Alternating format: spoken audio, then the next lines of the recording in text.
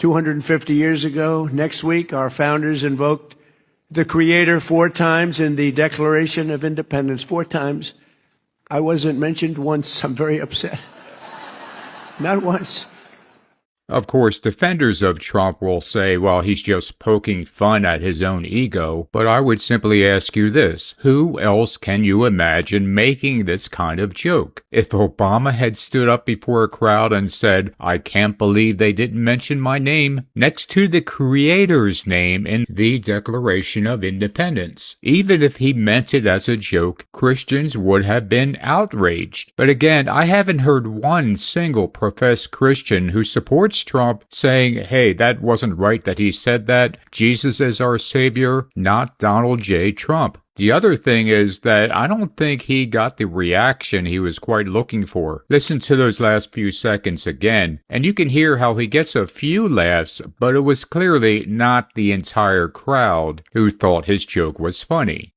250 years ago, next week, our founders invoked the Creator 4 times in the Declaration of Independence. 4 times. I wasn't mentioned once. I'm very upset. Not once.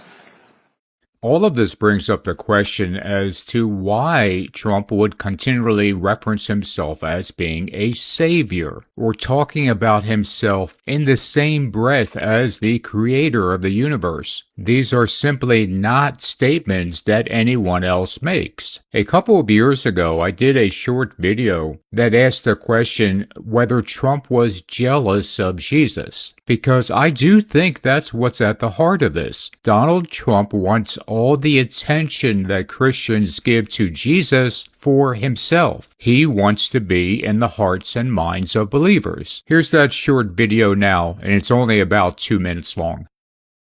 Over the last few years, Trump has become more and more aware of how Christians not only worship Jesus, but of their loyalty to Jesus. They admire Jesus in so many ways and look forward to the day when he returns.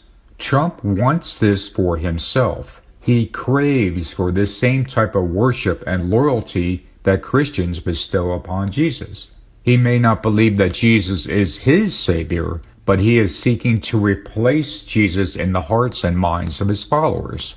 In addition to the overwhelming desire for loyalty and to be worshipped, there's also a darker force at play, either behind Trump or part and parcel of his personality. In fact, over the years, we've had numerous people talk not just about how exceedingly vain or dishonest or vile Trump is, but how they believed he was truly evil.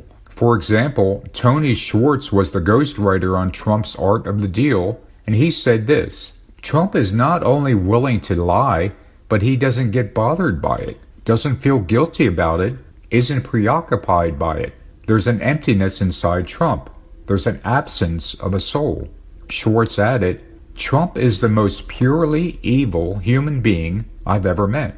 Another example is General John Kelly, who served as White House Chief of Staff from July 2017 to January 2019. Kelly referred to Trump as a very, very evil man after recounting a story in which Trump made explicit sexual comments about his own daughter. Trump is not a particularly smart man, but he's smart enough to know that the vast majority of his supporters love and worship Jesus Christ. And he wants all of this love and worship for himself.